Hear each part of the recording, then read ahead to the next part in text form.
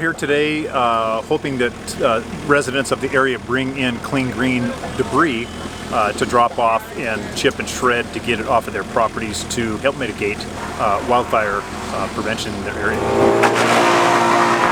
Just in this area, the Ponderosa area in general, we've had some major fires up in here, and if we could help mitigate those areas, it's going to lessen that degree of a fire starting in those areas. We're still going to have accidental fires, we're still going to have intentionally set fires in those areas, but this is going to help mitigate or help slow that fire down if it does get into a red flag warning area with high winds and low humidity. I think all that can probably go to chipping. Well, we don't want people burning it for one. They can't burn it within the area, within our jurisdiction. So this is a great way for them to bring their debris here to drop it off to us to get rid of it for them.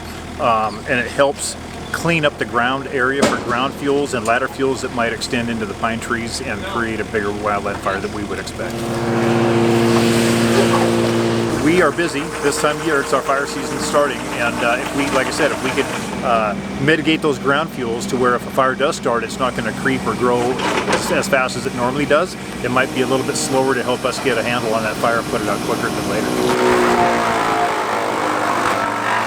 Everybody's got a smile on their face, so it's been good for us, it's been good for them. Anything that we can help the community get excited about of cleaning up their properties to mitigate that fire situation and lessen that fire danger is going to be very important for us in the community.